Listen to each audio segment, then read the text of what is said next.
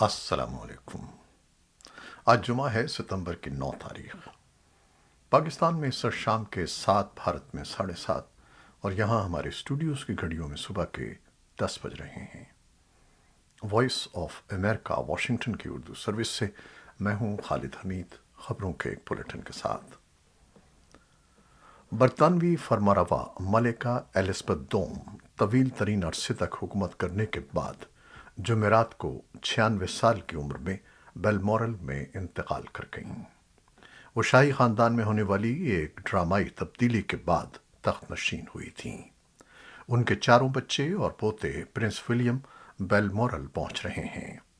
ملکہ Elizabeth دوم نے اسی سال اپنی تاجپوشی کی 70ویں سالگرہ منائی تھی، اور 2 دن قبل ہی انہوں نے نومنتخب برطانوی وزیر اعظم کے ساتھ ملاقات کی تھی۔ ملکہ کے انتقال کے بعد بکنگم پیلس پر قومی پرچم سرنگوں کر دیا گیا ہے۔ بعض مبصرین کے مطابق ملکہ کی سب سے بڑی کامیابی یہ رہی کہ وہ ہمہ گیر سماجی اور معاشی تغیرات کے باوجود برطانیہ میں اپنے خاندان کی بادشاہت برقرار رکھنے میں کامیاب رہیں۔ ملکہ انٹرویو نہیں دیتی تھیں اور نہ ہی انہوں نے کبھی سیاسی موضوعات پر اپنی رائے کا اظہار کیا۔ اپنا موازنہ وہ الزبتھ اول سے کرنے پر ایک بار اپنے کرسمس پیغام میں انہوں نے کہا تھا کہ صاف بات یہ ہے کہ وہ خود کو اپنے عظیم اجداد جیسا محسوس نہیں کرتیں۔ ان کے قریبی مشیر نے رائٹرز کو بتایا تھا کہ ملکہ کہا کرتی تھیں کہ ان کے دور حکومت سے متعلق تعین کرنا لوگوں کا کام ہے، وہ خود اس بارے میں کوئی رائے دینا مناسب نہیں سمجھتیں۔ ملکہ ایلزبتھ کی وفات پر برطانیہ بھر میں سوگ کا عالم ہے، جہاں سرکاری عمارتوں پر قومی پرچم سرنگوں کر دیا گیا ہے۔ ہزاروں افراد عقیدت کا اظہار کرنے بکنگم پیلس پہنچے ہیں، جہاں انہوں نے بڑی تعداد میں پھول رکھے اور ملکہ کی رہائش گاہ کی تصاویر لیتے رہے۔ ملکہ کی وفات کی خبر شاہی محل کے مرکزی دروازے پر چسپاں کر دی گئی ہے، جبکہ حکومت نے ملکہ برطانیہ کی وفات پر 10 روزہ سوگ کا اعلان کیا ہے۔ پاکستان سمیت دنیا بھر سے لیڈر اور عوام ملکہ برطانیہ کی موت پر رد عمل کا اظہار کرتے ہوئے انہیں خراج عقیدت پیش کر رہے ہیں۔ امریکہ کے صدر جو بائیڈن اور خاتون اول جل بائیڈن نے ایک بیان میں کہا کہ ایلزبتھ ایک ملکہ سے زیادہ تھیں، اور یہ کہ وہ خود ایک عہد تھیں، انہوں نے ہمارے تعلقات اسپیشل بنانے میں مدد کی۔ سابق صدر براک اوباما اور ان کی اہلیہ میشل اوباما نے ایک بیان میں انہیں خراج عقیدت پیش کرتے ہوئے کہا کہ جب صدر اور خاتون اول کی حیثیت سے ہم نے زندگی کا آغاز کیا تو انہوں نے ورلڈ اسٹیج پر ہمارا خیر مقدم کیا۔ سابق صدور Bill Clinton, George W Bush اور جیمی کارٹر نے بھی اپنے بیانات میں تعزیت کی ہے۔ اقوام متحدہ کی جنرل اسمبلی اور سلامتی کونسل کے ارکان نے ملکہ ایلزبتھ دوم کے انتقال پر 1 منٹ کی خاموشی اختیار کی۔ برطانوی نشریاتی ادارے BBC کے مطابق ایک بیان میں شہزادہ چارلس نے کہا کہ میری والدہ کی موت میرے اور تمام اہل خانہ کے لیے انتہائی شدید اداسی کا لمحہ ہے۔ ہم ایک محبوب حکمران اور بہت زیادہ پیار کرنے والی ماں کی وفات کا غم منا رہے ہیں۔ انہوں نے کہا کہ میں جانتا ہوں کہ ان کی موت کا نقصان پورے ملک اور دولت مشترکہ کے علاوہ دنیا میں لاتعداد لوگ محسوس کر رہے ہیں۔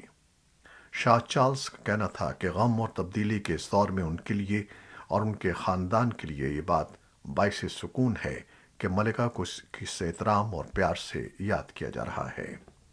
برطانیہ کی نئی وزیر اعظم لیز ٹرس نے کہا کہ ان کی موت پر ملک پریشان ہے۔ انہوں نے ملکہ کو ایسی چٹان قرار دیا جس پر جدید برطانیہ تعمیر ہوا۔ فرانس کے صدر ایمانوئل میکران نے ٹویٹ کیا کہ 70 برس تک وہ برطانیہ کے اتحاد اور تسلسل کی علامت رہیں۔ جرمنی کے وزیر خارجہ اور اٹلی کے وزیر اعظم نے بھی ان کی موت پر تعزیت کی ہے۔ افغان سیاستدانوں نے بھی ملکہ ایلزبتھ دوم کے انتقال پر اہل خانہ، برطانوی حکومت اور برطانیہ کے عوام کے ساتھ تعزیت کا اظہار کیا ہے۔ شہزادہ چارلس اپنی پوری زندگی تاج کی تیاری کرتے رہے۔ اب 73 سال کی عمر میں وہ لمحہ آ گیا ہے کہ برطانوی تخت سنبھالنے والے سب سے معمر شخص چارلس اپنی والدہ ملکہ ایلزبتھ دوم کی جمعرات کو وفات کے بعد بادشاہ چارلس سوم بن گئے ہیں۔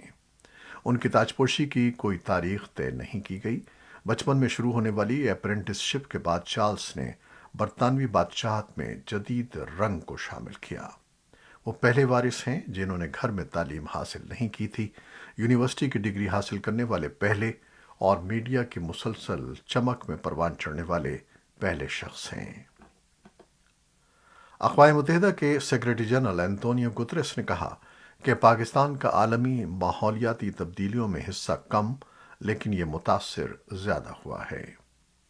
اسلام آباد میں وزیر اعظم شہباز شریف کے ہمراہ نیوز کانفرنس کرتے ہوئے انتونیو گتریس کا کہنا تھا کہ حکومت، پاکستانی فوج اور رفاہی تنظیمیں پاکستان میں امدادی سرگرمیوں میں مصروف ہیں۔ انتونیو گتریس نے عالمی برادری کو مخاطب کرتے ہوئے کہا کہ پاکستان سیلاب سے بہت زیادہ متاثر ہوا ہے۔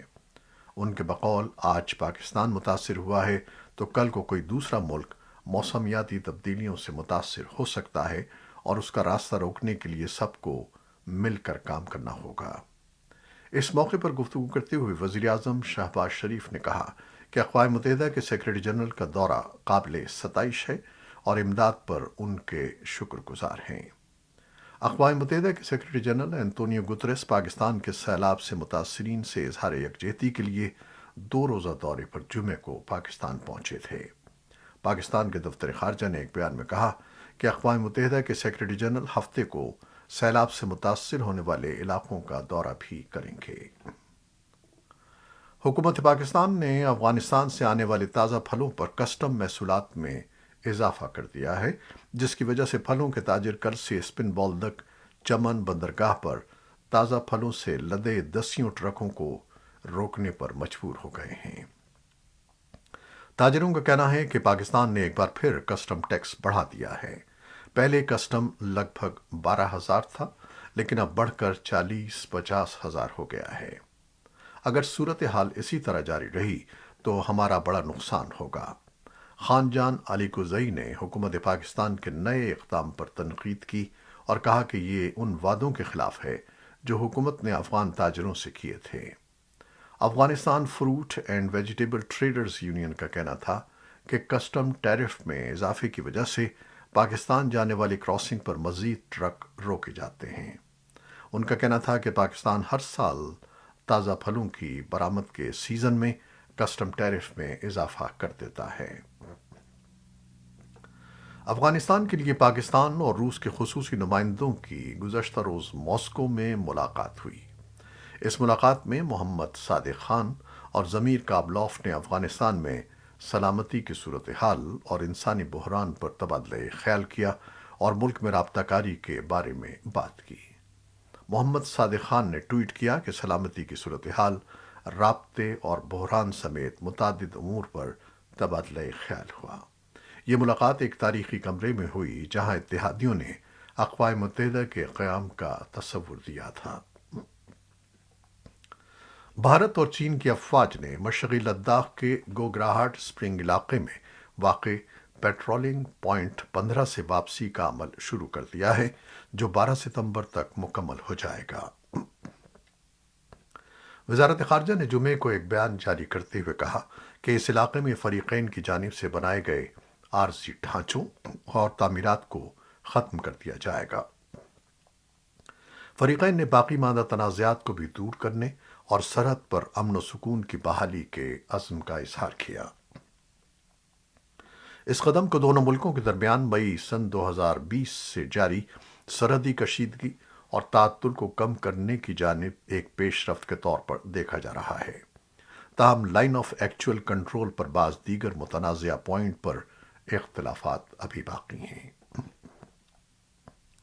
یوکرین کے صدر ولادیمیر زیلنسکی نے اپنے یومیہ خطاب میں کہا کہ انہوں نے اور امریکی وزیر خارجہ اینٹنی بلنکن نے جمعرات کو کیف کے غیر اعلانیہ دورے میں روس کو دہشت گرد ریاست کے طور پر نامزد کرنے سمیت مختلف موضوعات پر بات کی۔ زیلنسکی نے کہا کہ قانونی حقیقت کو ہمیشہ اصل حقیقت کے مطابق ہونا چاہیے، اور حقیقت یہ ہے کہ روس دنیا میں دہشت گردی کا سب سے بڑا ذریعہ بن گیا ہے۔ انہوں نے کہا کہ دنیا کو ایک واضح اشارہ ملنا چاہیے کہ روسی دہشت گردی کو معاف نہیں کیا جائے گا۔ زیلنسکی نے اپنے یومیہ خطاب میں کہا کہ ہمارا 1000 مربع کلومیٹر سے زیادہ علاقہ 1 ستمبر سے آزاد کرایا گیا ہے۔ صدر نے کہا کہ میں ہر اس شخص کا شکر گزار ہوں جو اس کامیابی میں شامل ہے۔ یوکرین کے جوہری توانائی آپریٹر کے سربراہ نے جمعرات کو روس پر الزام لگایا ہے کہ وہ یورپ کے سب سے بڑے جوہری پلانٹ کو چوری کرنے کی کوشش کر رہا ہے۔ ایزہوٹم زاپورژیا نیوکلیئر پاور پلانٹ پیر سے بجلی کے بیرونی ذرائع سے کٹا ہوا ہے۔ اسے اب اپنے 6 ری ایکٹروں میں سے صرف ایک سے اپنے حفاظتی نظام کے لیے بجلی مل رہی ہے جو ابھی تک کام کر رہا ہے۔ کوٹن کا کہنا تھا کہ یہ جوہری پلانٹ کو چلانے کا ایک انتہائی غیر معمولی اور غیر مستحکم طریقہ ہے۔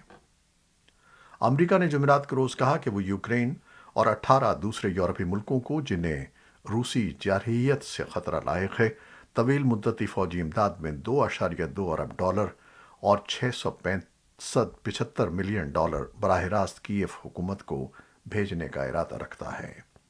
امریکی وزیر خارجہ اینٹنی بلنکن نے یہ اعلان کیف کے ایک غیر اعلانیہ دورے کے دوران کیا۔ بلنکن نے کہا کہ $2.2 ارب کی طویل مدتی امداد سے یوکرین اور اس کے 18 پڑوسیوں کی سلامتی کو تقویت ملے گی، جن میں ہمارے نیٹو کے بہت سے اتحادیوں کے ساتھ ساتھ دوسرے علاقائی سیکیورٹی شراکت دار شامل ہیں جنہیں ممکنہ طور پر مستقبل میں روسی جارحیت کا خطرہ لاحق ہے۔ امریکی محکمہ خزانہ نے جمعرات کو اعلان کیا کہ وہ ان 4 ایرانی کمپنیوں کے خلاف پابندیاں عائد کر رہا ہے جو اس کے بقول گزشتہ ماہ روس کو یوکرین کے خلاف ماسکو کی جنگ میں استعمال کرنے کے لیے ڈرون بھیجنے میں ملوث تھیں۔ محکمہ خزانہ کے انسداد دہشت گردی اور مالیاتی انٹیلیجنس کے امور کے انڈر سیکریٹری برائن نیلسن نے کہا کہ امریکہ روس اور ایران دونوں کے خلاف اپنی پابندیوں کے سختی سے نفاذ اور ایران اور یوکرین کے خلاف روس کی جارحیت کی جنگ کی حمایت کرنے والوں کو جواب دہ بنانے کے لیے پرعزم ہے۔ امریکی انٹیلیجنس کے ایک اعلیٰ اہلکار نے کہا ہے کہ ایسا لگتا ہے کہ یوکرین پر حملہ روسی صدر ولادیمیر پوٹن کی اہم اور دیرپا ناکامیوں کی حامل ایک غلطی بن سکتا ہے۔ واشنگٹن میں سینٹرل انٹیلیجنس ایجنسی کے ڈائریکٹر ولیم برڈ سے جمعرات کو سائبر سیکیورٹی کانفرنس سے خطاب کرتے ہوئے کہا کہ جنگ کے ریکارڈ اور پوٹن کے ریکارڈ کو دیکھا جائے تو یہ اب تک سوائے ناکامی کے اور کچھ نہیں ہے۔ برنس نے کہا کہ روس کو بہت بھاری قیمت ادا کرنی پڑے گی۔ نہ صرف روسی فوج کی کمزوری بے نقاب ہوئی ہے بلکہ اس کے نتیجے میں روسی معیشت اور روسیوں کی نسلوں کو طویل مدتی نقصان پہنچنے والا ہے۔ دوسری جانب بدھ کے روز پوٹن نے ساحلی شہر ولادیمیر واسٹوک میں ایک اقتصادی فورم سے خطاب کرتے ہوئے اپنے اس موقف کا اعادہ کیا کہ وہ ماسکو کے حمایت یافتہ علیحدگی پسند علاقوں کی حفاظت کے لیے یوکرین فورسز بھیجنے پر مجبور ہوئے تھے جو سن 2014 سے روس کے ساتھ کرائمیا کے الحاق کے بعد سے یوکرینی فورسز سے لڑ رہے ہیں۔ انہوں نے کہا کہ فوجی کارروائی ہم نے شروع نہیں کی تھی، ہم اسے ختم کرنے کی کوشش کر رہے ہیں، اور انہوں نے کہا کہ آخرکار اس سے ہمارے ملک کو اور ملکی اور بین الاقوامی طور پر مستحکم بنانے میں مدد ملے گی۔ وائٹ ہاؤس نے جمعرات کو کہا کہ ملکی مینوفیکچررز کو 100 ملین سے زیادہ ٹیسٹوں کا آرڈر دیتے ہوئے وہ گھر پر کووڈ-19 ٹیسٹوں کے اپنے ذخیرے کو فروغ دے گا، لیکن خبردار کیا کہ یہ ایک قلیل مدتی حل ہے۔ امریکی حکام ان سفارشات کا دائرہ وسیع کرنے پر غور کر رہے ہیں کہ مونکی پاکس کے خلاف ویکسین کس کس کو لگائی جائے۔ اس میں ممکنہ طور پر HIV میں مبتلا بہت سے مرد یا ایسے افراد شامل ہو سکتے ہیں جن میں حال ہی میں جنسی طور پر منتقل ہونے والی دوسری بیماریوں کی تشخیص ہوئی ہے۔ اس وقت CDC اس ویکسین کی سفارش ان لوگوں کے لیے کرتا ہے جو کسی ایسے شخص سے قریبی رابطے میں آئے ہوں جو مونکی پاکس میں مبتلا تھا یا جن کا خیال ہو کہ انہیں اس وائرس سے واسطہ پڑا ہے۔ یہ تھیں وہ خبریں جو فیس بک لائیو پر ہم نے آپ کے لیے پیش کی۔ ہماری ویب سائٹ، یوٹیوب اور پوڈ کاسٹ پر یہ بلیٹن آپ کے لیے پوسٹ کر دیا جاتا ہے۔ آپ ہمارے بلیٹن کو شیئر کرتے ہیں اور اپنے کمنٹس میں اپنی محبتوں کا اظہار کرتے ہیں، جس کے لیے ہم آپ کے بے حد ممنون ہیں۔ اپنی ان کاوشوں کو جاری رکھیے گا۔ نیوز ایڈیٹر بہجت جیلانی کے ساتھ خالد حمید کو اب اجازت دیجیے گا۔ اللہ حافظ۔